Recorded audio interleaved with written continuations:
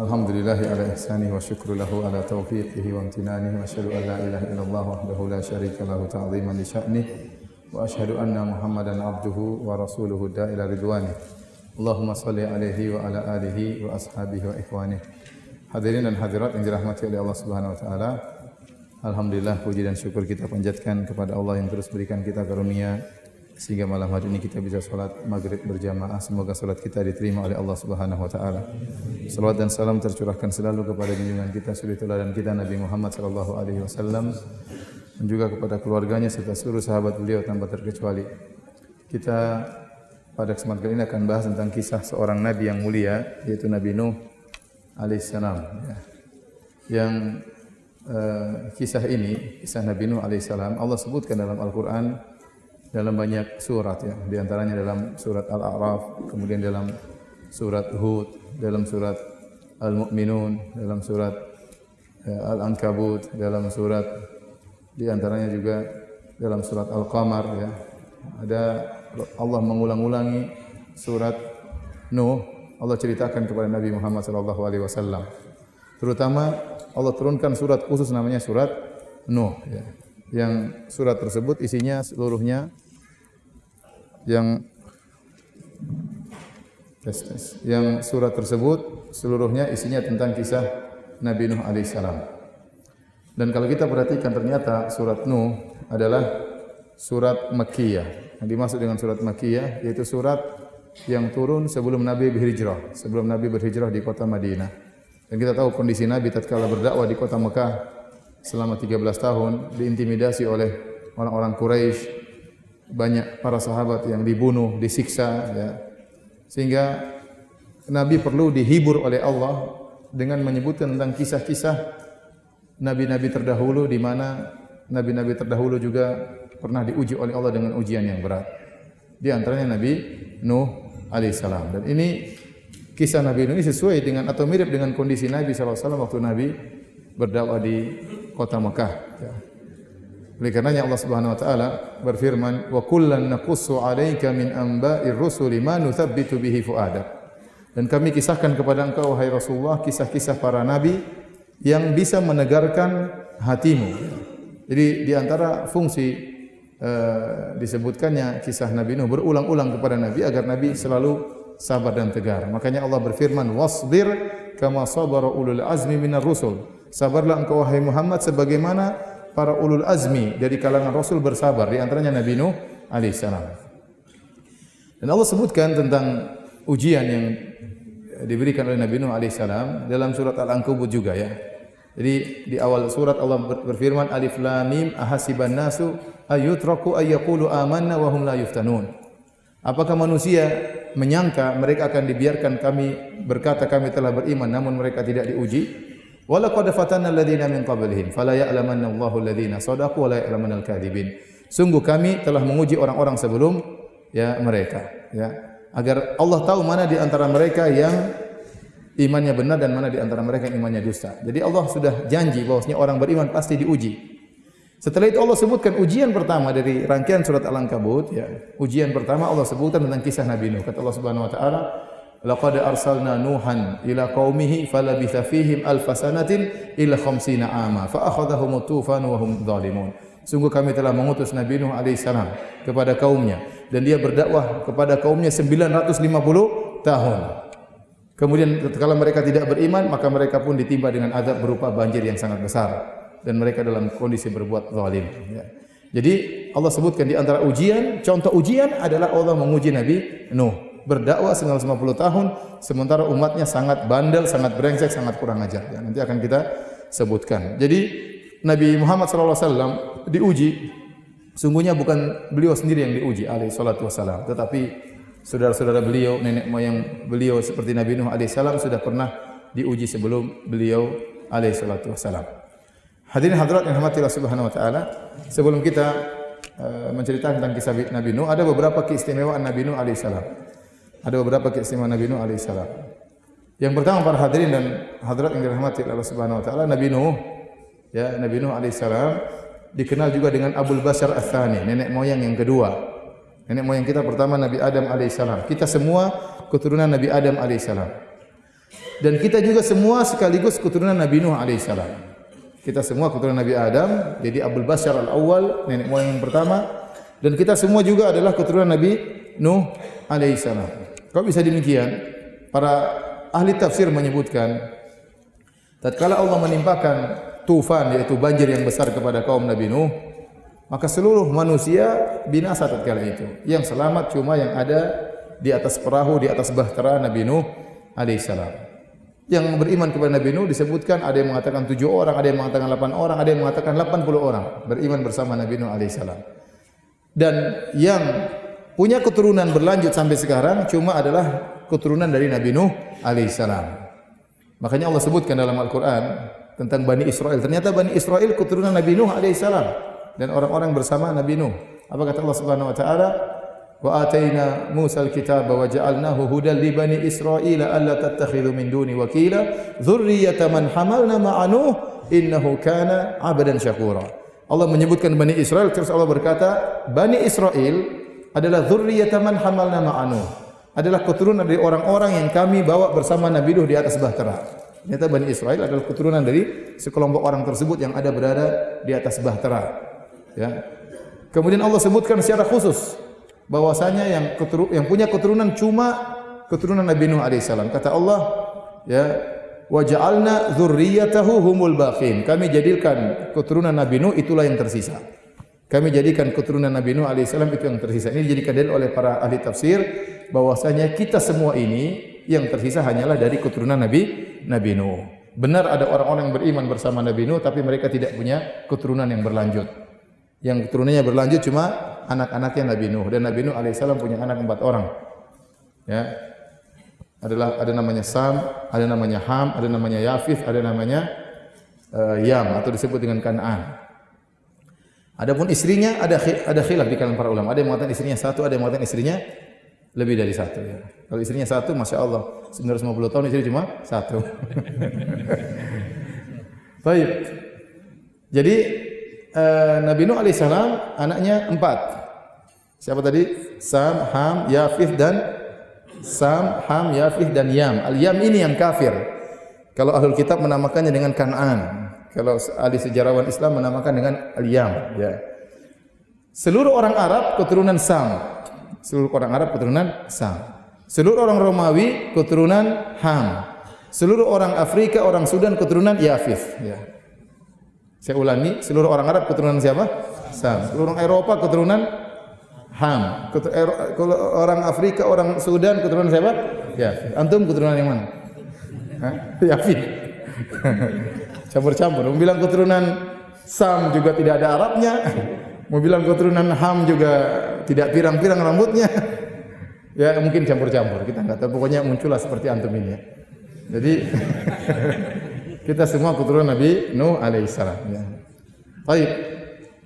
Maka sebenarnya kita sekarang sedang bercerita tentang nenek moyang kita bersama. Tentunya menarik bercerita tentang nenek moyang. Oleh karena Nabi Nuh alaihissalam dan nenek moyang kita bersama. Ini di antara keistimewaan Nabi Nuh. Ya, yang pertama. Ya. Kemudian keistimewaan yang kedua, keistimewaan Nabi Nuh yang kedua, Nabi Nuh alaihissalam ya disifati oleh Allah dengan abdan syakura. Tadi dalam surat Al-Isra kata Allah Subhanahu wa taala, "Innahu kana abdan syakura." Sungguhnya Nuh itu adalah hamba yang sangat bersyukur. Sangat bersyukur. Demikian juga dalam hadis syafaat, tatkala pada hari kiamat orang-orang semua berkumpul di hari kiamat di bawah terik matahari dalam jarak 1 mil, mereka kepanasan, keringat bercucuran. Mereka datang kepada para nabi untuk minta agar mereka memberi syafaat di sisi Allah, agar Allah segera datang untuk mulai persidangan. Maka mereka datang kepada Nabi Adam alaihissalam. Mereka mengatakan, Adam, anta abul bashar, khalaqakallahu biyadayya, asjada laka malaikatahu, wa askanakal jannah, ama tara ma nahnu fih. Ya. Ala tasfa'lana ila rabbik. Ala tara ma qad balagana. Kata mereka, wahai Adam, engkau adalah nenek moyang kami, nenek moyang seluruh manusia. Ya. Dan Allah telah memuliakan engkau, Allah telah menciptakan engkau dengan kedua tangannya. Allah telah memerintahkan malaikat untuk sujud kepadamu. Allah telah menempatkan engkau di surga. Tidakkah kau lihat kondisi kami yang sangat sulit? Tidakkah engkau lihat kepayahan kami yang kami rasakan? bisakah engkau memberi syafaat bagi kami di sisi Allah Subhanahu wa taala? Maka Adam berkata, inna rabbi qad qadibal yawma ghadaban lam yaqdab mithlahu qablahu wala ba'dahu. Sungguhnya Rabbku sedang murka pada hari dengan kemurkaan yang sangat besar. Allah tidak pernah murka sebelumnya seperti ini, Allah tidak akan murka setelahnya seperti ini. Sungguhnya Allah telah melarangku untuk mendekati suatu pohon dan aku melanggarnya. Kemudian kata Nabi Adam, nafsi nafsi, aku pun butuh syafaat, aku pun butuh syafaat. Idhabu ila ghairi, pergilah kepada nabi yang lain. Idhabu ila Nuh, pergilah kalian kepada Nabi Nuh. Akhirnya mereka pergi kepada Nabi Nuh. Dan mereka berkata, ya Nuh, anta awwalur rusul ila ahli al-ardi. Engkau adalah rasul yang pertama Allah utus kepada penghuni muka bumi. Wa sammaka Allahu 'abdan syakura, dan Allah menamakan engkau dengan hamba yang bersyukur. Tidakkah kau lihat bagaimana kondisi kami? Intinya Nabi Nuh juga tidak bisa memberi syafaat. Nabi Nuh berkata, idhabu ila ghairi, pergilah kepada nabi yang lain. Kemudian mereka pergi kepada Nabi Ibrahim, mereka pergi kepada Nabi Musa, mereka pergi kepada Nabi Isa, sampai akhirnya Nabi Muhammad SAW yang memberi syafaat. Intinya Nabi Nuh alaihissalam disebut dengan abdan syakura, hamba yang pandai bersyukur. Padahal kalau kita baca sejarah tentang Nabi Nuh, selama dia berdakwah 950 tahun, dia bukan orang kaya, Makanya umatnya mengatakan, ente mau jadi pemimpin kami sementara ente bukan orang kaya, ente tidak punya harta. Kemudian bayangkan ujian yang dia alami, istrinya kafir, anaknya juga kafir. Saya bisa bayangkan seorang ustaz ceramah, ya, kepada para ibu-ibu, bertakwalah ibu-ibu, kemudian pakailah jilbab, ternyata istrinya tidak pakai jilbab, berat. Suruh beriman ternyata istrinya kafir. Saya bayangkan kita ceramah, ternyata anak kita tidak menerima dakwah kita. Berat, apa pandangan masyarakat? Oh, banyak omong istrinya saja anaknya tidak beriman. Belum lagi orang-orang yang didakwai oleh Nabi Nuh benar-benar kurang ajar. Ya. Sampai Nabi Nuh alaihissalam mengadu kepada Allah Subhanahu wa taala. Dalam surat Nuh, Nabi Nuh berkata, "Inni da'autu qaumi lailan wa nahara." Ya Allah, aku mendakwahi kaumku siang dan malam. Nabi Nuh terus berdakwah luar biasa, 950 tahun berdakwah siang dan malam, bukan cuma pada maghrib sampai isya. Siang dan malam. Walam yazidhum du'ai illa firar, dan tidaklah semakin aku berdakwah kecuali mereka semakin kabur. Wa inni kullama da'autuhum litaghfira lahum, setiap aku dakwahi mereka litaghfira lahum, agar engkau ampuni mereka. Lihat ketulusan Nabi Nuh alaihissalam. Aku dakwahi mereka ya Allah agar engkau mengampuni mereka. Bagaimana Nabi Nuh tidak sayang kepada mereka? Itu kaum Nabi Nuh alaihissalam, kerabat-kerabatnya, belum lagi anak istrinya. Jelas Nabi Nuh sayang kepada mereka. Nabi Nuh berdakwah litaghfira lahum, agar engkau mengampuni mereka. Apa yang mereka lakukan? Ja'alu asabi'ahum fi adhanihim. Ternyata mereka meletakkan jari mereka di telinga mereka. Wastaghshaw thiyabahum. Mereka menutupkan jubah mereka di atas baju mereka, di atas kepala mereka. Ya, wa asarru wastakbaru istikbara. Mereka semakin bandel dan mereka semakin sombong.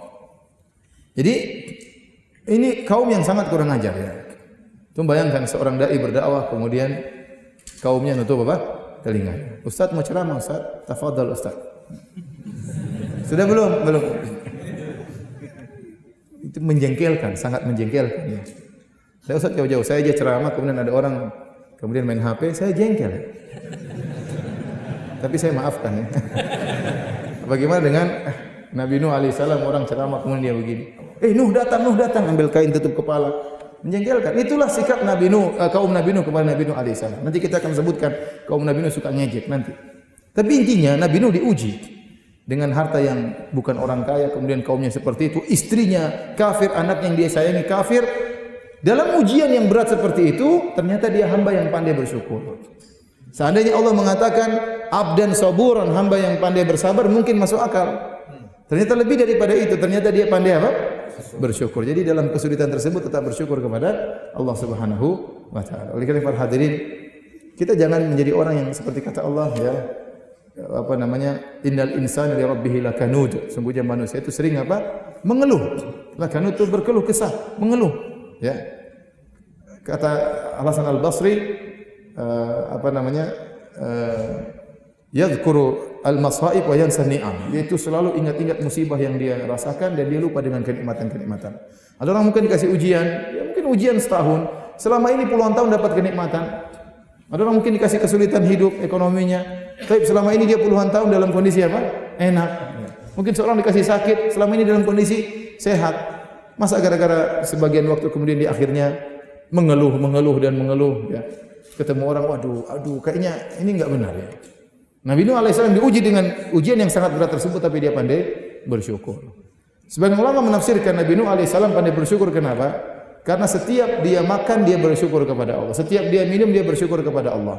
Setiap dia pakai baju, dia bersyukur kepada Allah Subhanahu wa taala. Setiap dapat kenikmatan, dia bersyukur kepada Allah. Lisannya tidak pernah berhenti bersyukur kepada Allah Subhanahu wa taala. Maka disebut abdan syakura, hamba yang pandai bersyukur. Baik, ya. Hadirin hadirat rahmatillah subhanahu wa ta'ala, di antara keistimewaan Nabi Nuh alaihissalam. Nabi Nuh alaihissalam memiliki umur yang panjang. Beliau kata Allah, laqad arsalna Nuhan ila qaumihi falabitha fihim alfa sanatin ila khamsina ama. Kami mengutus Nuh kepada kaumnya dan dia berdakwah selama 950 tahun. Jadi Nabi Nuh itu berdakwahnya 950 tahun. Dakwahnya tok. Umurnya sebelum dia diangkat menjadi nabi dan setelah kaumnya binasa dia tinggal berapa tahun, ada khilaf di kalangan para ulama. Ada yang mengatakan Nabi Nuh diangkat menjadi seorang rasul tatkala berumur 40 tahun sebagaimana nabi-nabi yang lain. Ada yang mengatakan Nabi Nuh diangkat tatkala berumur 50 tahun. Ada yang mengatakan Nabi Nuh diangkat menjadi seorang rasul tatkala berumur 350 tahun. Setelah itu ini khilaf. Kemudian khilaf lagi setelah kaumnya binasa. Berapa lama dia tinggal? Ada yang mengatakan Nabi Nuh tinggalnya 60 tahun. Ada yang mengatakan Nabi Nuh setelah kaumnya binasa masih hidup 480 tahun. Baik, kalau kita mengambil pendapat paling rendah, Nabi Nuh jadi nabi 40 tahun, kemudian hidup 60 tahun setelah kaumnya, jadi total umurnya berapa? 950 tambah 40 tambah 60, jadi 1050. Ini minimal umur Nabi Nuh. Minimal. Kalau kita mengambil pendapat yang lain, coba. Dia diangkat menjadi rasul umur 350 tahun. Kemudian jadi rasul 950 berdakwah. Jadi berapa itu? 1300. Terus tambah lagi 480, jadi berapa? 1780 tahun. Lumayan. Lama umurnya. Panjang umurnya. Umurnya panjang sekali Nabi Nuh alaihissalam. Dan itulah makanya di sebagian ulama mengatakan makanya umat-umat Nabi Muhammad SAW umurnya pendek-pendek ini Allah kasih Lailatul Qadar. Ya, Lailatul Qadar supaya dia berdakwah setiap Ramadan, dia bisa beribadah selama 83 tahun ya. Kalau dia temu Lailatul Qadar 10 tahun saja dia sudah punya umur 830 tahun. Apalagi kalau dia punya dapat Lailatul Qadar selama 20 tahun agar bisa menyaingi orang-orang terdahulu. Ini pendapat sebagian ulama. Allah alam bisawab ya. Jadi umur Nabi Nuh memang sangat panjang. Dan demikian ya, sebagian orang diberi umur yang panjang oleh Allah Subhanahu wa taala. Ya, onderdilnya beda dengan onderdil kita ya. Saya pernah ngisi pengajian di Jakarta atau di Tangerang saya lupa. Ada gang namanya Gang Haji Daiman. Yang undang itu cucunya Haji ini yang undang. Terus saya datang ke sana, mereka cerita, ya Ustaz, kakek kami ini umurnya 120 tahun baru meninggal dunia. Masya Allah, 120 tahun. Anak-anaknya masih hidup, umur 85, 87, 88, ikut pengajian dan masih segar-segar, Masya Allah. Memang apa? Gennya, onderdilnya bagus. Syekh Abdul Razak juga sering cerita bahwasanya ada mahasiswa dari Jazair cerita bahwasanya nenek orang-orang tua kami umurnya panjang-panjang, ada yang 130 tahun, 120 tahun baru meninggal dunia. Baru-baru ada yang meninggal dari keluarga mereka umur 70 tahun. Maka mereka berkata, kasihan, masih kecil sudah meninggal. Miskin, mata saghiran, masih kecil sudah meninggal 70 tahun. Jadi memang ada orang diberi umur panjang oleh Allah Subhanahu wa taala. Lihat Nabi Nuh alaihissalam. Jadi Nabi Nuh alaihissalam umurnya sangat panjang ya. Dan dia berdakwah dan dia diuji oleh Allah dengan umur yang panjang seperti itu. Baik, di antara keistimewaan Nabi Nuh alaihissalam. Adapun nabi-nabi lain mungkin umurnya panjang tetapi tidak disebutkan nasnya secara tegas. Nabi Adam alaihissalam ada yang mengatakan umurnya 1000. Nabi Hud berapa kita enggak tahu. Nabi Saleh berapa kita enggak tahu, tapi yang jelas Nabi Nuh dakwanya saja sudah 950 tahun. Baik. Keistimewaan berikutnya, Nabi Nuh alaihissalam adalah rasul yang pertama. Rasul yang pertama. Dalilnya apa? Dalilnya tadi dalam hadis orang-orang di padang mahsyar berkata, "Ya Nuhun, anta awwalur rusuli ila ahlil ardi." Wahai Nuh, engkau adalah rasul yang pertama yang Allah kirim kepada penghuni bumi. Tapi Ustaz, bukankah ada Idris sebelum Nabi Nuh? Bahkan sebagian ahli sejarah mengatakan Nabi Nuh itu turunan dari Idris alaihissalam. Jadi Nuh bin Idris bin Adam. Seperti itu ya. Tapi ini dibantah oleh sebagian ulama, di antaranya oleh Ibnu Arabi. Beliau bantah. Kata beliau bahwasanya Nabi Nuh bukan keturunan Nabi Idris. Ya. Karena Nabi Nuh adalah Rasul yang pertama dan bukan Idris alaihissalam Rasul yang pertama. Berdasarkan hadis yang sahih dalam Sahih Bukhari, para orang-orang berkata, ya Nuh anta awwalur rusuli ila alil ardi. Engkau adalah Rasul yang pertama. Jadi setelah Nabi Adam tidak ada Rasul kecuali siapa? Nabi Nuh. Dalil yang kedua, waktu Nabi SAW Mi'raj, Isra Mi'raj naik ke langit, Nabi bertemu dengan para Nabi. Nabi SAW bertemu dengan Nabi Adam. Maka Nabi Adam menyapa Rasulullah dengan berkata, marhaban bin Nabi Saleh wal Ibn Saleh. Selamat datang seorang Nabi yang saleh dan cucu yang saleh. Karena Nabi Muhammad keturunan siapa? Nabi Adam. Kemudian Nabi Rasulullah SAW ketemu lagi Nabi lain, ketemu dengan Nabi Musa. Nabi Musa berkata, marhaban bin Nabi Saleh wal Akhis Saleh.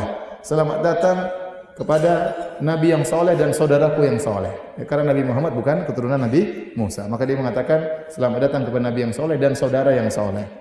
Ketemu juga dengan Nabi yang lain. Ngomongnya begitu, selamat datang kepada Nabi yang saleh dan saudara yang saleh. Waktu bertemu dengan Nabi Ibrahim berkata, marhaban bin Nabi saleh wal ibn saleh. Selamat datang kepada Nabi yang saleh dan cucu yang saleh. Karena Nabi Muhammad keturunan siapa?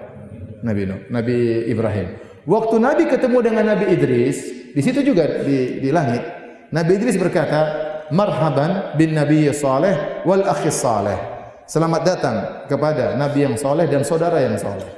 Paham? Seandainya Nuh keturunan Idris, berarti Nabi Muhammad juga keturunan siapa? Idris. Maka Idris pasti berkata, selamat datang kepada Nabi yang soleh dan cucu yang soleh. Ternyata Nabi Idris tidak mengatakan demikian. Ini menguatkan dalil bahwasanya Nabi Nuh bukan keturunan siapa? Idris alaihissalam. Wallahu a'lam bishawab. Ya. Taib. Dahulu antara Nabi Adam dan Nabi Nuh 10 kurun. Kata Ikrimah rahimahullahu taala, kana baina Adam wa Nuh 10 kurun. Kulluhum 'alal Islam. Antara Nabi Adam dan Nabi Nuh ada 10 kurun, 10 generasi. Dan seluruhnya di atas Islam. Generasi ya adalah kita tidak tahu berapa tahun karena masing-masing generasi tidak tahu berapa umurnya. Ya, ada yang mungkin yang satu generasi 1000 tahun, ada yang generasi 1500 tahun, generasi Nabi Nuh bisa sampai 1500 tahun. Jadi itu jarak antara Nabi Adam dengan Nabi Nuh. Semuanya di atas tauhid. Telah terjadi kemaksiatan, benar terjadi kemaksiatan. Buktinya anaknya Adam membunuh yang saudaranya sendiri. Allah sebutkan dalam Al-Quran, وَاتْلُ عَلَيْهِمْ نَبَأَ بَنِي آدَمَ بِالْحَقِّ إِذْ قَرَّبَ قُرْبَانًا فَتُقُبِّلَ مِنْ أَحَدِهِمَا وَلَمْ يُتَقَبَّلْ مِنَ الْآخَرِ قَالَ لَأَقْتُلَنَّكَ قَالَ إِنَّمَا يَتَقَبَّلُ اللَّهُ مِنَ الْمُتَّقِينَ لَئِنْ بَسَطتَ إِلَيَّ يَدَكَ لِتَقْتُلَنِي مَا أَنَا بِبَاسِطٍ يَدِيَ إِلَيْكَ لِأَقْتُلَكَ إِنِّي أَخَافُ اللَّهَ رَبَّ الْعَالَمِينَ. Jadi kata Allah, bacakanlah kepada mereka tentang kisah dua anak Adam yang kedua-duanya memberikan korban kepada Allah, satunya diterima, satunya enggak. Yang enggak diterima cemburu dan berkata, saya akan bunuh engkau. Yang mau dibunuh mengatakan, aku tidak akan balas. Kalau kau bunuh silakan, saya tidak mau. Saya takut kepada Allah Subhanahu wa taala. Akhirnya dia bunuh. Terjadi pembunuhan. Tapi belum diutus seorang rasul. Terjadi mungkin kemaksiatan yang lain, belum diutus rasul. Kapan diutus rasul yang pertama? Tatkala terjadi kesyirikan. Tatkala terjadi kesyirikan. Itulah Nuh alaihissalam. Baik, apa kesyirikan yang terjadi di zaman Nabi Nuh? Ternyata penyembahan terhadap berhala.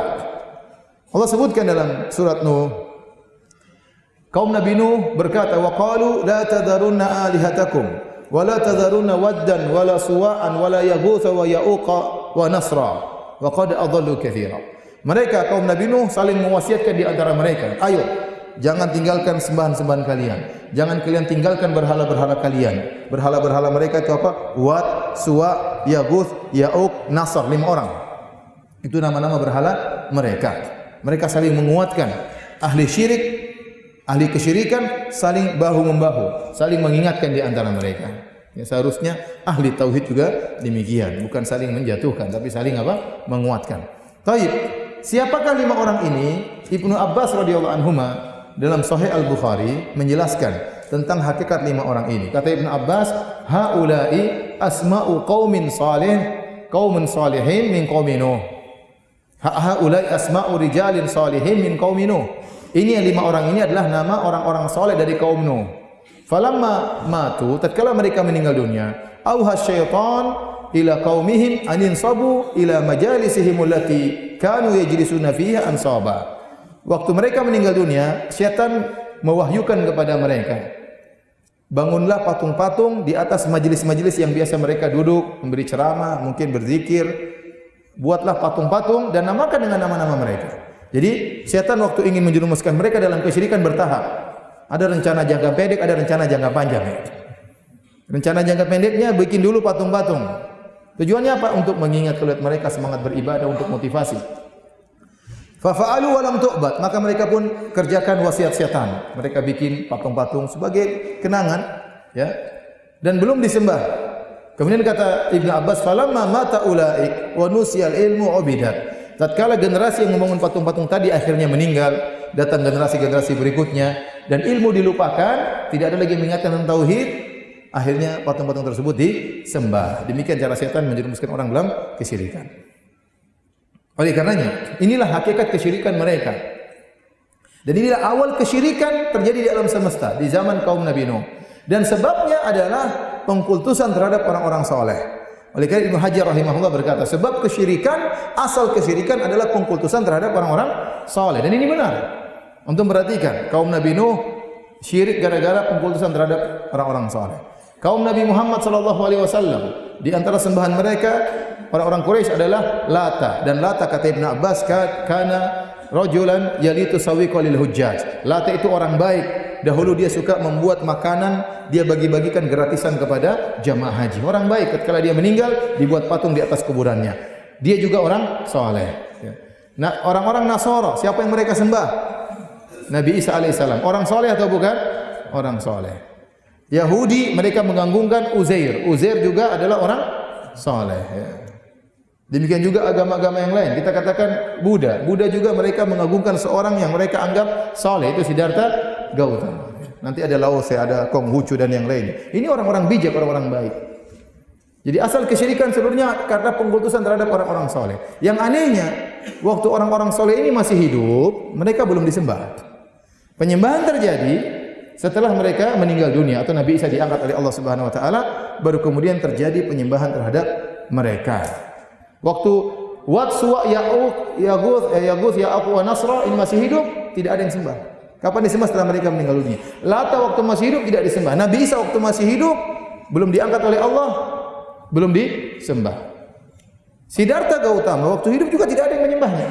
Makanya ada risalah S3 di Universitas Madinah tentang agama Buddha. Disebutkan bahwasanya Buddha waktu dia masih hidup, para sahabatnya tidak ada yang menyembah Buddha. Mungkin di zaman tabi'in juga enggak ada yang menyembah Buddha.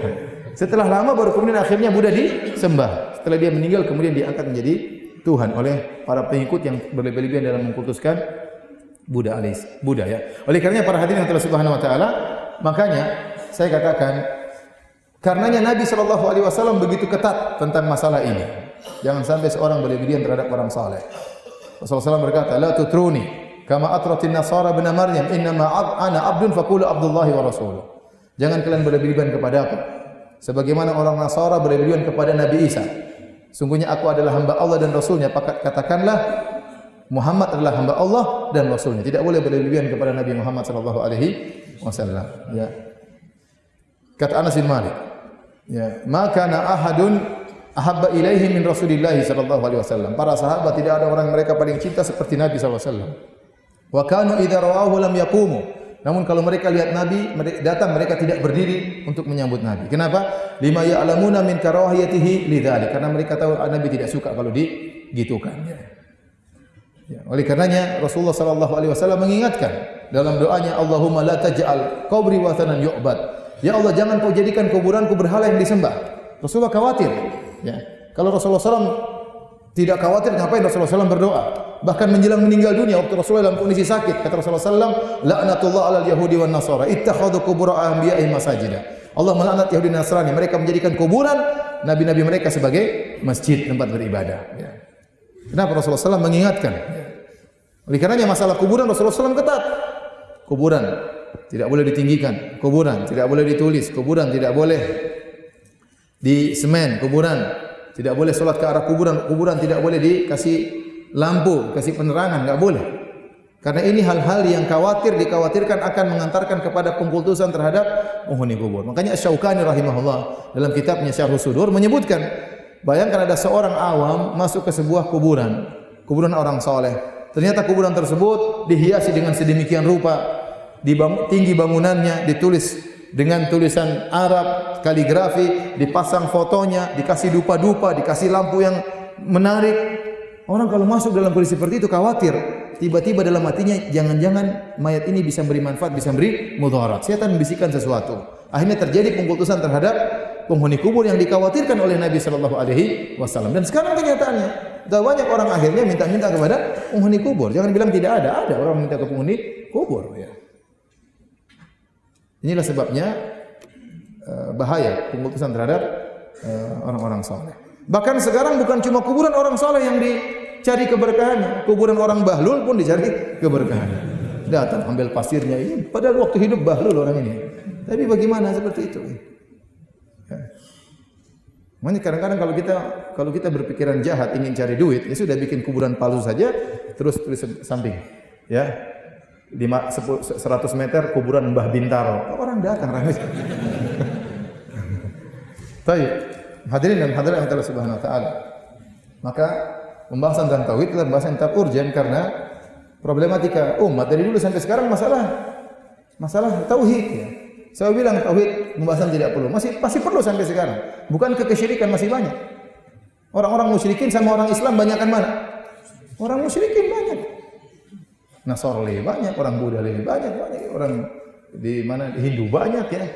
Banyak. Oleh karenanya tetap saja dakwah tauhid itu penting. Kemudian yang kedua yang membedakan juga antara pentingnya dakwah tauhid dibanding yang lainnya, kita mengingatkan umat dari dosa-dosa dan juga kita mengingatkan umat dari bahaya kesyirikan. Namun banyak umat tidak tahu kalau syirik yang mereka lakukan adalah kesyirikan. Betapa banyak orang pakai jimat dan dia tidak tahu itu syirik. Betapa banyak orang menyembelih untuk jin dan dia tidak tahu kalau itu syirik, membatalkan Islam. Betapa banyak orang pergi ke dukun dia menganggap itu bukan syirik. Selama Tuhan kita meyakini adalah Allah, ini hanyalah ikhtiar kata mereka. Pergi ke dukun apa? Ikhtiar. Usaha menuju neraka jahanam. Usaha. Ya. Mereka tidak tahu. Beda kalau kita bicara tentang misalnya zina, riba, mereka tahu itu haram. Ya, mereka tahu itu haram. Mencuri tidak boleh, korupsi tidak boleh. Ya, durhaka kepada orang tua enggak boleh, mereka paham. Tetapi kalau masalah syirik, banyak di antara mereka yang tidak tahu bahwasanya itu merupakan kesyirikan. Baik, itulah sebabnya kemudian Allah mengutus Nabi Nuh karena telah terjadi kesyirikan pertama di atas muka bumi, yaitu pengkultusan terhadap orang-orang soleh di zaman Nabi Nuh alaihissalam.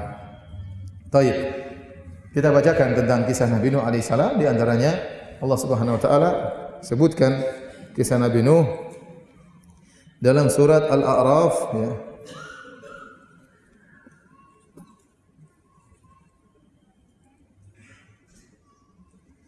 Dalam surat Al-A'raf ayat 60, ya. Ayat 59 dan seterusnya, ayat 59 dan seterusnya. Allah berfirman, "Laqad arsalna Nuhan ila qaumihi faqala ya qaumi ibudullaha ma lakum min ilahin ghairuh." Sungguh kami telah mengutus Nuh kepada kaumnya. Dan dia berkata, ya kaumku, sembahlah Allah, tidak ada sembahan bagi kalian selain Allah. Inni akhafu alaikum adzab yaumin azim. Aku khawatir adab yang pedih menimpa kalian. Faqala al-mala'u min qaumihi inna lanaraka fi dhalalim mubin. Ini berkata pembesar-pembesar dari kaum Nabi Nuh. Biasa orang kaya, orang sombong, orang pejabat, ya, mereka menolak dakwah Nabi Nuh alaihissalam. Mereka berkata, inna lanaraka fi dhalalim mubin. Justru kami melihat engkau sungguh-sungguh benar-benar dalam kesesatan wahai Nuh. Bukan kami yang sesat, ente yang sesat Nabi Nuh, ya. Bukan cuma sesat, kesesatan yang nyata, sesat yang sangat nyata. Subhanallah, mereka balas Nabi Nuh dengan berkata Nabi Nuh yang justru sesat. Kemudian kata Nabi Nuh, qala ya qaumi laisa bi dhalalatun walakinni rasulun min rabbil alamin. Ya kaumku, aku tidak sesat. Tidak ada kesesatan pada diriku, akan tapi aku ada utusan dari Allah Subhanahu wa taala, dari penguasa alam semesta ini. Uballighukum risalati rabbi. Tugasku menyampaikan kepada kalian pesan dari Allah Subhanahu wa taala. Wa ansahu lakum, dan sungguhnya aku beri nasihat kepada kalian. Nabi Nuh sayang kepada mereka. Nabi Nuh tidak ingin mereka terkena azab. Nabi Nuh ingin agar mereka diampuni oleh Allah Subhanahu wa taala. Makanya dalam dakwahnya Nabi Nuh berkata, "Faqultu astaghfiru rabbakum innahu kana ghaffara." Aku berkata kepada mereka, beristighfarlah kepada Rabb kalian. Innahu kana ghaffara. Sungguhnya Allah Maha Pengampun. Yursilis samaa'a 'alaikum midrara. Kalau kalian beristighfar kepada Allah dan rupanya mereka sering mengalami kemarau, niscaya Allah akan turunkan hujan yang deras kepada kalian. Wa yumdidukum bi amwalin wa banin. Allah akan berikan kalian banyak harta. Allah akan tambahkan anak-anak kalian. Wa yaj'al lakum jannatin wa yaj'al lakum anhar. Allah akan alirkan sungai-sungai di tempat kalian dan Allah akan tumbuhkan taman-taman yang indah bagi kalian. Nabi Nuh memotivasi, memberi targhib dan tarhib, memotivasi dan peringatan. Namun mereka tidak peduli, ya. Berikutnya antum bisa lihat juga dalam surat Hud.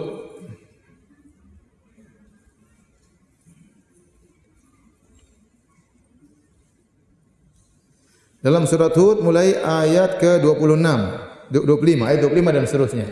Ayat 25 dan seterusnya, ya. Jadi waktu Nabi Nuh mendakwahi mereka, "Inni akhafu 'alaikum 'adzaba yaumin alim."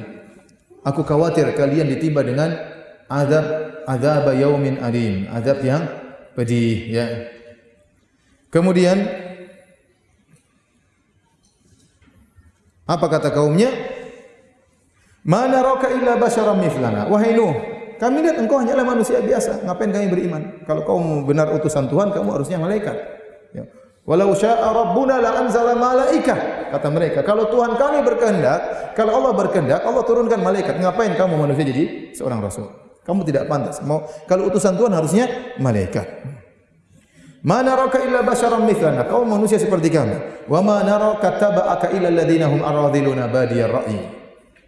Dan kami lihat yang ikut kamu hanyalah orang-orang bodoh, orang-orang rendahan yang tidak pikir panjang, begitu dengar langsung ikut, begitu dengar langsung ikut. Jadi mereka menghina.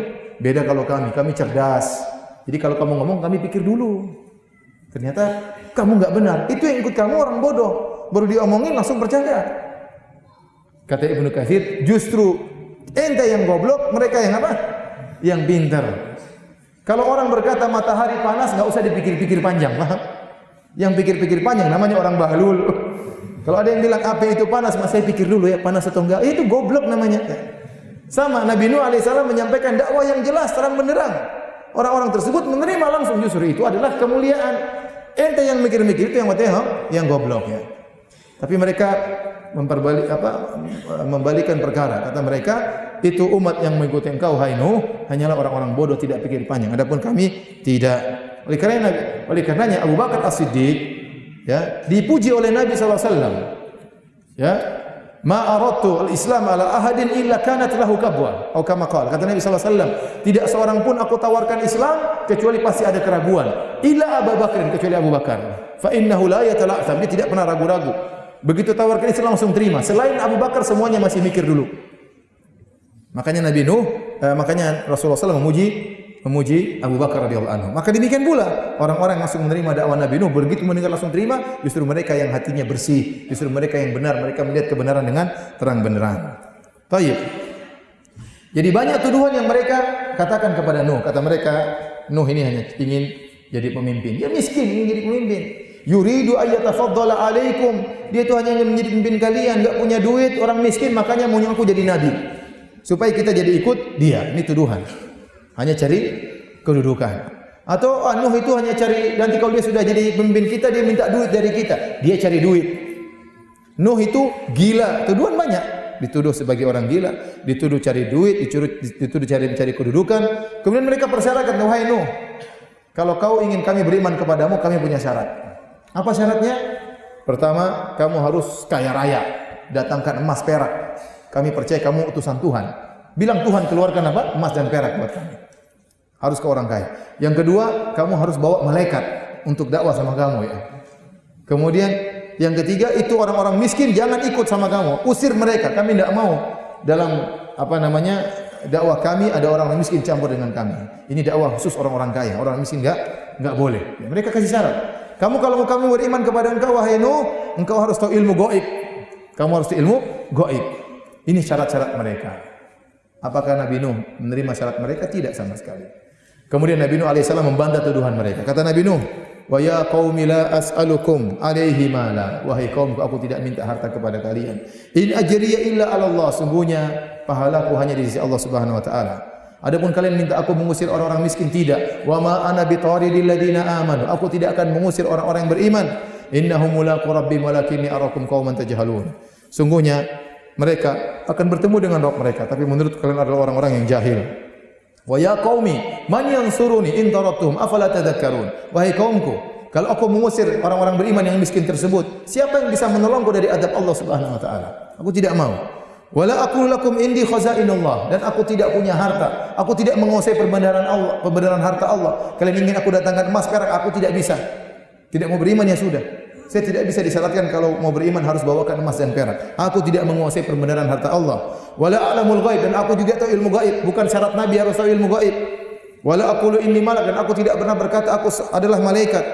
Dan seterusnya. Nabi Nuh bantah mereka. Bahwasanya persyaratan mereka tidak dipenuhi oleh Nabi Nuh alaihissalam. Dan percuma kalau seandainya Allah penuhi persyaratan mereka, mereka tidak akan beriman. Tidak akan beriman. Ya. Makanya orang-orang kafir Quraisy waktu ingin beriman kepada Nabi, mereka persyaratkan, wahai Muhammad, kalau kamu ingin kami beriman kepadamu, naiklah kau ke atas langit, kemudian ambil Al-Quran, bawa turun, buka kami baca, baru kami beriman. Kata Allah Subhanahu wa taala, ya, jangankan Muhammad, kalau mereka sendiri yang naik, walau fatahna alaihim abwaban, walau fatahna alaihim, kalau kami bukan pintu bagi mereka, la dhallu fihi ya'rujun, law fatahna alaihim baban la dhallu fihi ya'rujun, kemudian mereka naik di atas pintu langit tersebut, laqalu innama sukirat absaruna bal nahnu qaumun mashhurun. Seandainya jangankan Muhammad yang naik, kalian yang naik ke atas langit, kalian akan berkata, sungguhnya kami sedang disihir. Percuma. Waktu Nabi Musa alaihissalam berduel dengan para penyihir Fir'aun, tatkala Nabi Musa menang, apa kata Fir'aun? Inna hadza lakabirukum alladzi 'allamakum Musa. Ternyata Musa ini guru kalian. Repot. Percuma. Selesai. Jadi sekarang Nabi Nuh seandainya diberitahu ilmu gaib juga percuma, katanya Nabi Nuh penyihir. Selesai. Orang gila penyihir. Jadi Nabi Nuh tidak ingin memenuhi permintaan mereka. Akhirnya mereka jengkel karena Nabi Nuh bantah terus, kata mereka. Qalu ya Nuh, qad jadaltana fa aktsarta jidal. Wahai Nuh, kamu tuh jidal aja kerjanya, debat aja kerjanya. Dan terlalu banyak debati kami. Sudah selesai, enggak usah dakwah. Fa'tina bima ta'iduna in kunta minas shadiqin. Sudah, datangkan azab yang kau bilang katanya bahaya, datangkan saja kalau kau benar-benar seorang rasul. Akhirnya mereka sudah bosan didakwahi Nabi Nuh. Setiap hujah mereka dibantah oleh Nabi Nuh. Dan boleh seorang berjidal, berdebat, ada syubhat dibantah. Nabi Nuh bantah syubhat mereka. Nabi Nuh bantah tuduhan-tuduhan mereka. Akhirnya mereka sudah capek, kata mereka, datangkan azab yang kau janjikan tersebut. Kata Nabi Nuh, innama ya'tikum bihillahu insya'a wa ma antum bimu'jizin. Kalau Allah berkehendak, Allah akan turunkan azab kepada kalian, dan kalau sudah turun azab, kalian tidak akan bisa menolak azab tersebut. Kemudian kata Nabi Nuh, wala yanfa'ukum nushi in aratu an ansaha lakum in kana Allah yuridu ayyughwiyakum huwa rabbukum ilaihi turja'un. Nabi Nuh menyimpulkan, ya, tidak akan bermanfaat bagi kalian nasihatku.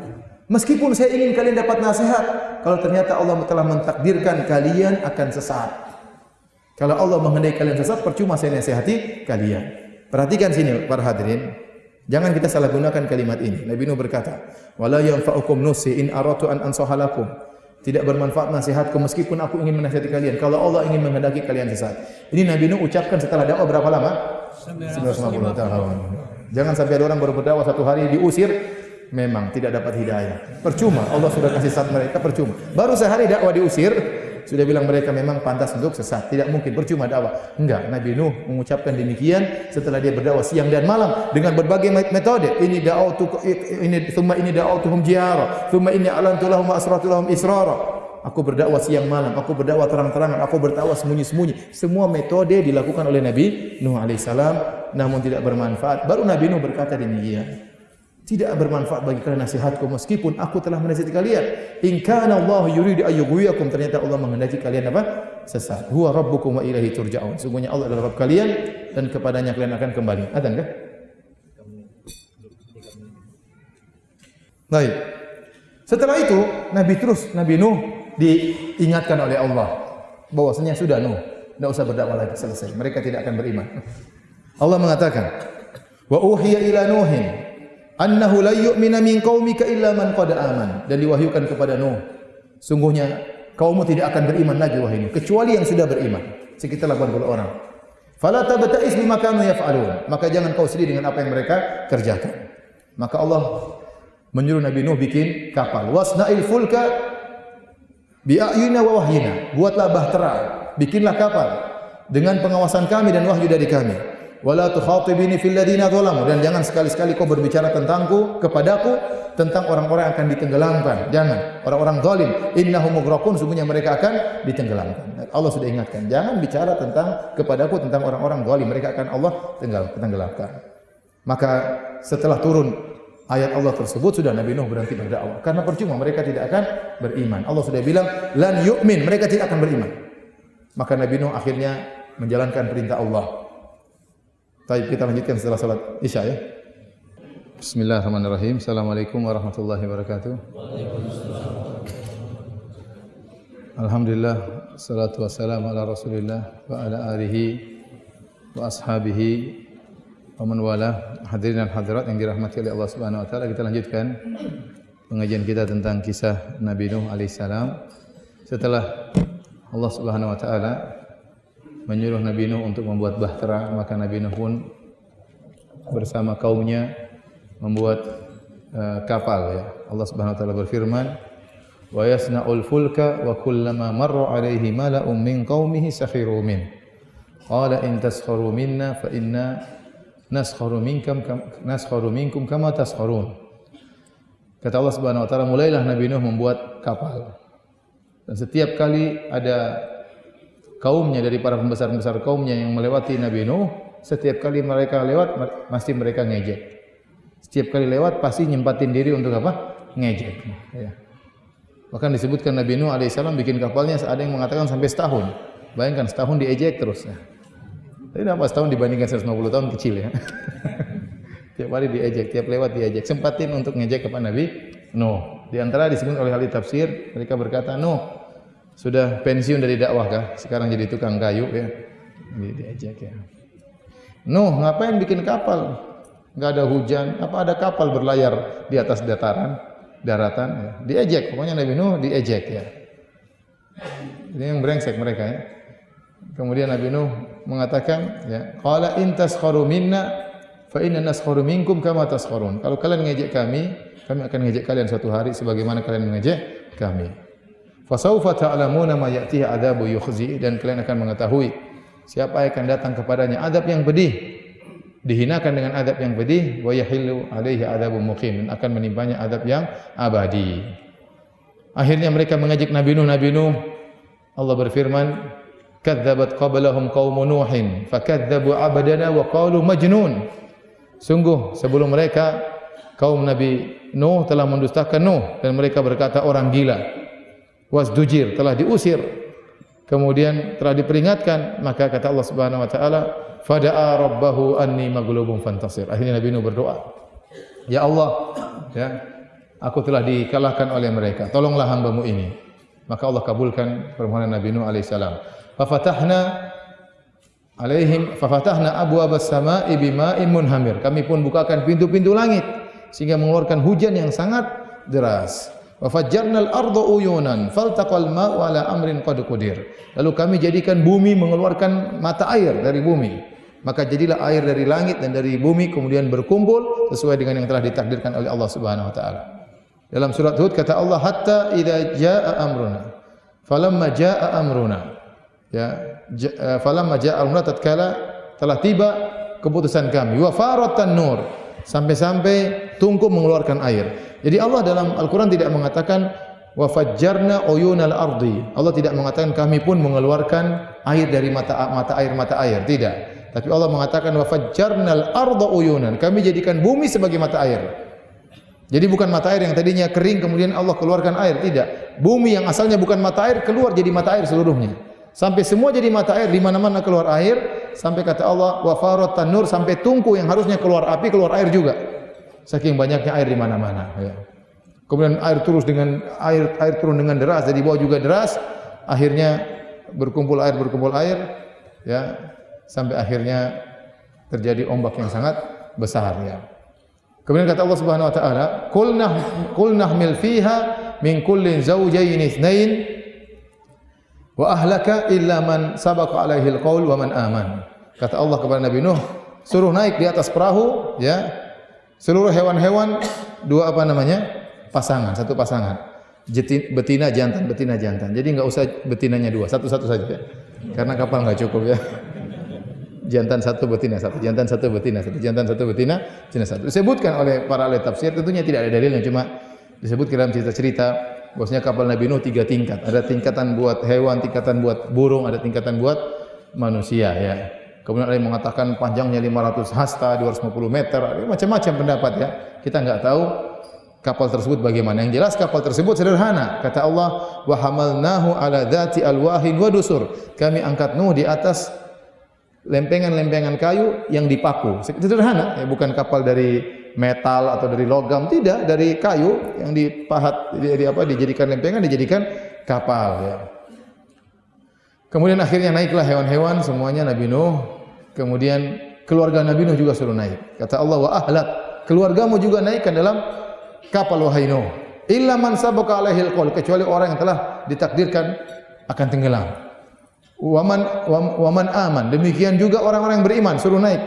Kata Allah, wa ma amana ma'ahu illa qalil. Ternyata, ya, tidak beriman kepada Nabi Nuh kecuali cuma sedikit. Ada khilaf tadi saya katakan, ada yang mengatakan 7 orang, ada yang mengatakan 8 orang, ada yang mengatakan 80 orang. Ini Nuh berdakwah 150 tahun, yang ikut cuma 80 orang. Ini dalil yang sangat tegas bahwasanya ukuran banyak itu bukanlah, banyak sedikit bukanlah ukuran kebenaran. Bisa jadi kebenaran dengan jumlah yang banyak, bisa jadi kebenaran dengan jumlah yang sedikit, ya. Seorang tidak boleh terpedaya dengan dirinya tatkala yang hadir banyak dia merasa dia di atas kebenaran. Belum tentu.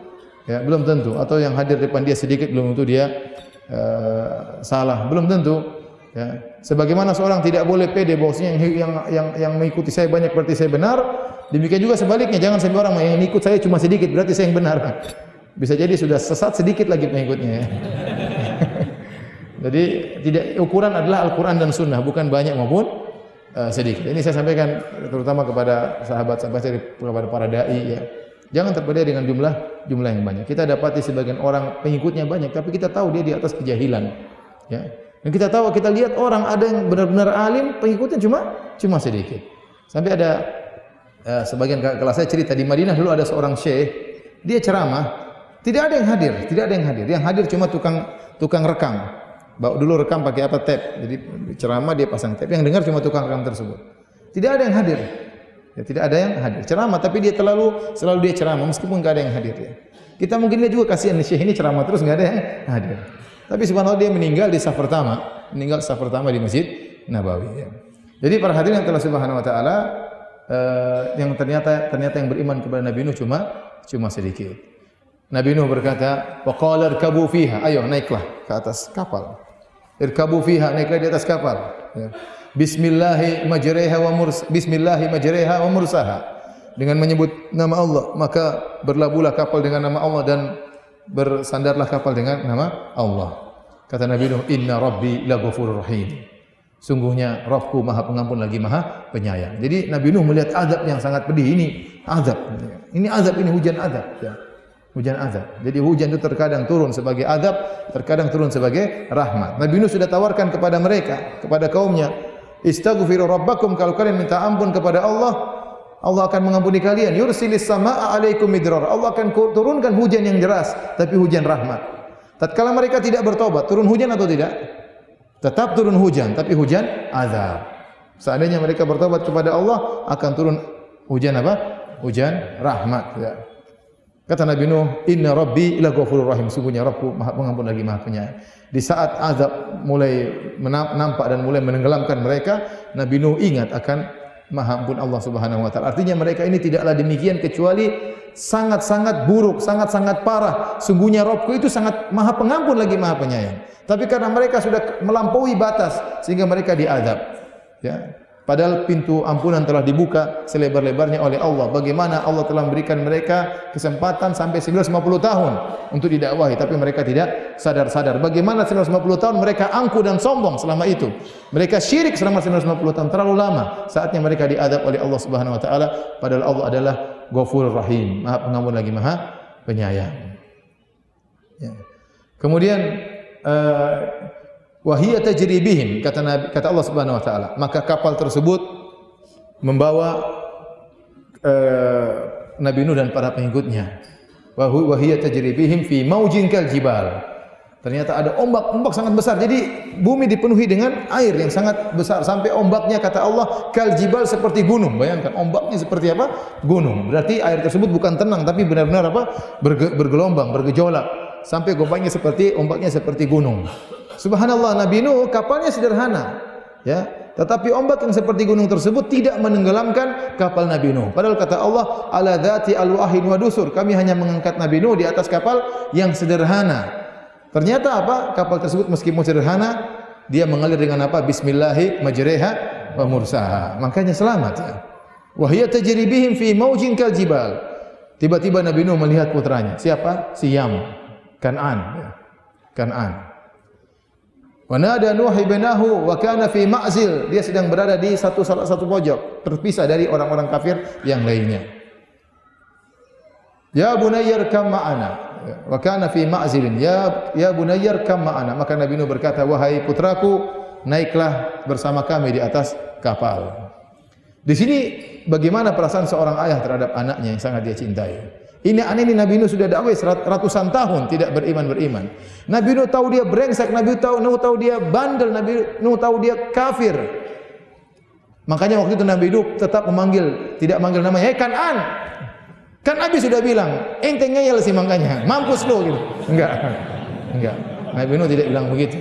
Nabi Nuh tidak panggil namanya. Nabi Nuh mengatakan, "Ya bunayya, wahai putraku." Dengan penuh kelembutan. Ingat, aku ini bapakmu, engkau adalah putraku. Enggak mungkin seorang bapak ingin keburukan bagi anaknya. Kemudian Nabi Nuh berkata, "Irkam ma'ana, naik." Nabi Nuh tidak mengatakan berimanlah, tidak. Sebelum kau tenggelam, tidak. Karena Nabi Nuh tahu kalau dia suruh anaknya beriman, anaknya tidak mau beriman. Sudah ratusan tahun dia coba. Maka Nabi Nuh ingin kasih tawaran, sudah engkau enggak beriman enggak apa-apa, naik dulu nanti kita negosiasi di atas kapal. Naik dulu, irkam ma'ana, naik dulu. Dia enggak mau. Kemudian kata Nabi, wala takum ma'al kafirin, jangan kau termasuk orang kafir. Nabi Nuh tidak berkata jangan kau kafir untuk lembut dengan anaknya. Nabi Nuh tidak berkata jangan kau kafir, tapi Nabi Nuh seakan-akan anaknya bukan orang kafir. Wala takum ma'al kafirin, jangan kau bersama orang-orang apa? Kafir. Kelembutan di puncak kelembutan. Ya. Tidak ada kebencian sama sekali. Kasih sayang yang luar biasa kepada anaknya yang brengsek selama ratusan tahun. Ya. Apa kata anaknya dengan begitu congkaknya? Qala sa'awi ila jabali ya'simuni minal ma. Aku akan pergi ke puncak gunung yang akan menyelamatkan aku dari air. Dengan pedenya dia mengatakan demikian. Nabi Nuh bilang apa lagi? Nabi Nuh berkata, qala la 'asimal yawma min amrillah illa man rahim. Wahai putraku, tidak ada yang bisa menyelamatkan, tidak ada yang bisa selamat kecuali yang dirahmati oleh Allah. Ayolah ikut rahmat Allah. Nabi Nuh terus ngomong, kata Allah, fahala bainahumal mauju fakana minal mughraqin. Tiba-tiba ada ombak menghantam anaknya, akhirnya tenggelam. Setelah semua tenggelam, Allah berkata, wa qila ya ardu bla'i ma'aki. Wahai bumi, masukkanlah airmu kembali. Wa ya sama'u aqli'i. Wahai langit, hentikanlah hujanmu. Wa ghidhal ma, air pun surut. Wastawat 'alal judi, kemudian akhirnya kapal tersebut istiwa di atas judi, di atas gunung. Istiwa itu apanya? Berada di atas. Jadi istiwa itu artinya apa? Di atas. Istawa 'ala artinya di atas. Istawa 'alal arsy artinya berada di atas arsy.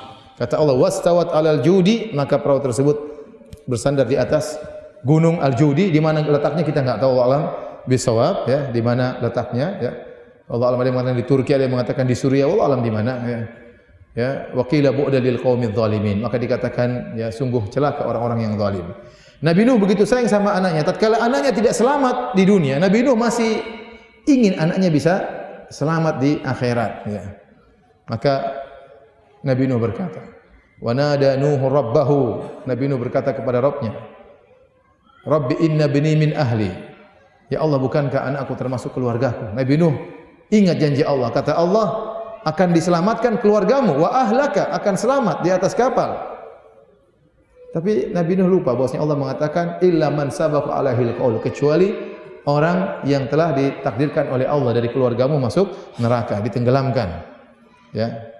Allah benar mengatakan keluargamu akan selamat kecuali yang telah ditakdirkan tidak selamat, yaitu di antaranya anaknya, di antaranya istrinya, ya. Nabi Nuh berkata, inna bni min ahli. Ya Allah, sungguhnya putraku dari keluargaku. Wa inna wa'dakal haq, dan bukankah janjimu benar? Bahwasanya kau akan menyelamatkan apa? Anakku. Wa anta arhamur rahimin. Engkau maha baik ya Allah. Sekarang dia sudah meninggal ya Allah. Dia sudah meninggal, maka rahmatilah dia. Seakan-akan Nabi Nuh maka wa anta ahkamul hakim. Maaf, kata Nabi Nuh, wa anta ahkamul hakimin. Engkau adalah zat yang maha bijak ya. Ya, ini anakku, bagaimana dengan janjimu? Maka Allah menegur. Kata Allah, ya Nuh innahu laisa min ahlik. Wahai Nuh, si Kan'an itu, si Yam itu, ya bukanlah dari keluargamu.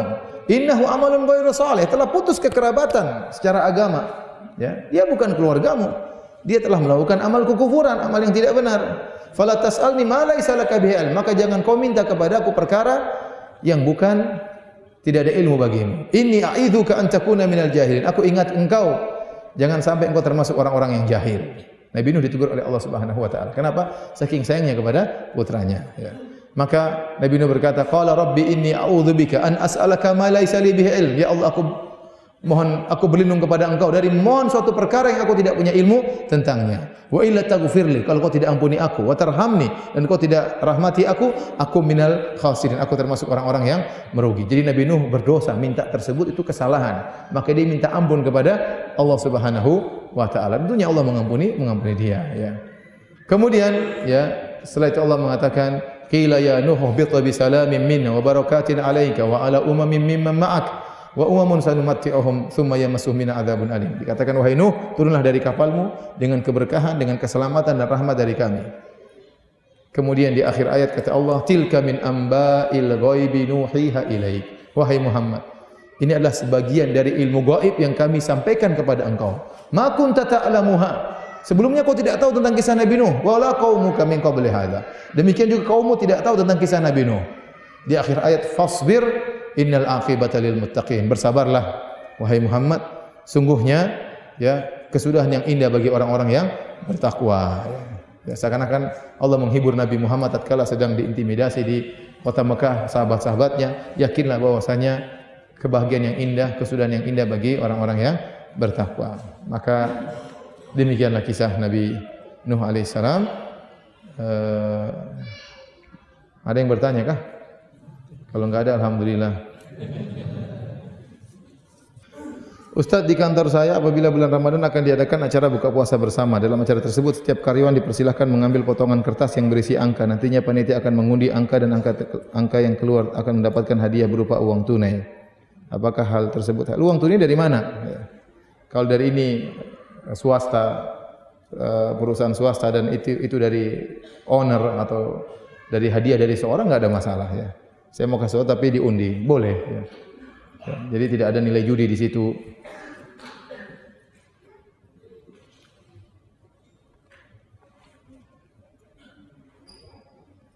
Bolehkah berteman dengan orang kafir atau orang Syiah secara loyal? Teman anak ada yang Kristen dan juga ada yang keluarganya yang Syiah. Ana lihat di rumahnya banyak foto Imam 12. Fotonya foto di mana? Saya pernah foto Imam Ali, Imam Hasan, Imam Hussein, ya. Ja'far Shadiq dan yang lainnya. Tidak berteman sama orang kafir enggak ada masalah ya. Berteman tapi tidak boleh terlalu mencintai, karena sebagaimana perkataan as-sahibu sahib, perkataan pepatah Arab, teman itu akan menggeret. Ada hanya sekedar kenal, tapi kalau teman dekat jangan ya. Jangan ya, karena kata Nabi sallallahu alaihi wasallam ya, almar'u ala dini khalilihi. Seorang berdasarkan agama temannya. Falyanzur ahadukum man yukhalil. Maka seorang hendaknya melihat siapa yang menjadi temannya ya. Wala tusahib illa mu'minan, jangan kau berteman kecuali orang yang beriman. Tapi kalau sekedar kenal, teman kantor, interaksi enggak ada masalah. Tapi teman dekat sebaiknya enggak. Kecuali Anda ingin mendakwahi.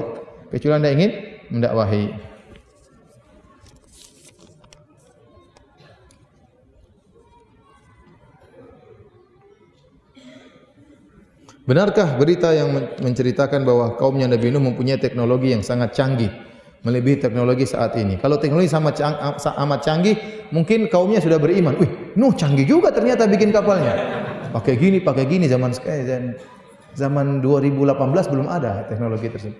Saya rasa enggak sih. Allah mengatakan dalam Al-Qur'an, "Dzatu ala dzati alwah wa hamalnahu ala dzati alwahin wa dusur." Allah sebutkan, Kami angkat Nabi Nuh di atas kapal yang terdiri di atas lempengan kayu dengan apa? Paku. Selesai. Teknologi canggih apa?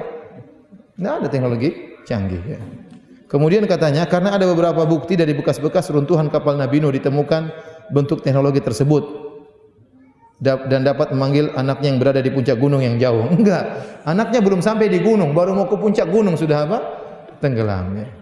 Terus yang menemukan kapal Nabi Nuh juga siapa? Ditemukannya di mana coba? Siapa yang bilang ditemukan kapal Nabi Nuh? Enggak, saya rasa enggak sih. Zahir ayat sederhana. Bolehkah zakat harta untuk membantu adik atau kakak yang terlilit hutang? Boleh, kalau memang kakak dan adik terlilit hutang, zakat boleh diberikan kepada kerabat, tapi tidak boleh kepada usul dan furu', tidak boleh kepada ayah dan ibu, kepada anak-anak tidak boleh, karena ayah dan ibu di bawah tanggungan kita. Kita bantu mereka bukan dengan uang zakat. Tapi kalau kakak adik boleh dengan apa? Uang zakat, ya. Jangan saking pelitnya sampai ibu pun dikasih uang zakat.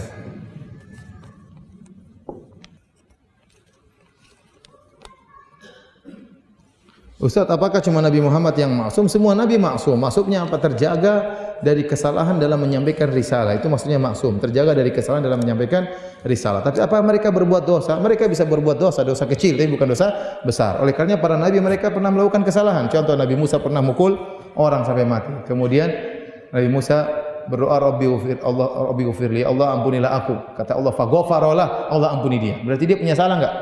Salah. Ya. Nabi Nuh tadi minta ampun atau tidak? Ampun. Nabi Adam salah atau tidak? Rabbana dhalamna anfusana, ya Rabb kami melakukan kesalahan dalam zalimi diri kami, ya. Nabi Muhammad SAW juga beberapa kali salah. Allah tegur, ya. Tapi kata para ulama itu dosa-dosa kecil atau menyelisih yang lebih baik. Harusnya yang terbaik seperti ini. Engkau melakukan yang kurang baik. Ada yang mengatakan dosa kecil, ada yang mengatakan kurang baik. Tapi dari sisi kemaksuman artinya risalah para nabi tidak mungkin salah. Tidak mungkin salah. Makanya nabi pun kalau salah pasti ditegur oleh Allah Subhanahu wa taala. Dan Allah menyebutkan bahwasanya Nabi Muhammad punya dosa, ya. Kata Allah Subhanahu wa taala, "Inna fatahna laka fatham mubina liyaghfira lakallahu ma taqaddama min dzambika wa ma ta'akhkhar." Ya, agar Allah mengampuni dosamu wahai Muhammad yang telah lalu maupun yang akan datang, ya. Dan para sahabat mengerti akan hal ini. Mereka mengatakan Rasulullah waqad ghufira lahu ma taqaddama min dzambihi wa ma ta'akhkhar. Rasulullah sallallahu alaihi wasallam telah diampuni dosa-dosanya yang telah lalu maupun akan datang. Berarti Nabi Muhammad ada dosanya tidak? Ada, tapi dosa kecil atau khilaful aula. Seperti Allah menegur Nabi tatkala berpaling dari orang yang buta, abasa wa tawalla an ja'ahul a'ma. Allah tegur, kenapa kau berpaling dari orang buta? Waktu Nabi juga maafkan sebagian orang-orang, Allah tegur, afallahu anka lima adzinta lahum. Allah maafkan kau, kenapa kau izinkan mereka? Dan banyak beberapa kali Allah menegur Nabi sallallahu alaihi wasallam. Dengan kafirnya istri Nabi Nuh, apakah ini menandakan tanggung jawab suami terhadap istri hanya sekedar mengingatkan? Bagaimana apabila istri sulit dibangunkan salat subuh? Bangun. Istri Nabi Nuh. Ya kita berusaha semaksimal mungkin. Beda istri Nabi Nuh kafir, istri kita muslimah, ya. Maka kita harus lebih sayang, pelan-pelan. Wanita tidak boleh dikasari, pelan-pelan, ya. Kekasaran pun kurang manfaat. Sebagian orang bangun anaknya dengan kasar. Bangun ya. Tendang-tendang ya. Enggak, kita bangunkan ya, berusaha ya. Sampai ada syekh cerita, jadi bapaknya membangunkan anak-anaknya. Bangun. Anaknya enggak bangun. Akhirnya bapaknya marah. Ya himar, keledai, bangun. Anaknya bangun. Apa-apa Abi? Keledai. Abi bapaknya keledai. Jadi ya pelan-pelan lah. Istri ya terkadang kita keras tapi itu bukan hukum asal. Hukum asalnya kita lembut. Wanita dihadapi dengan apa? Kelembutan, bukan dengan kekasaran, ya. Demikian, mohon maaf banyak pertanyaan jadi saya jawab karena kekurangan ilmu. Demikian wabillahi taufiq wal hidayah. Assalamualaikum warahmatullahi wabarakatuh. Subhanakallahumma wa bihamdika.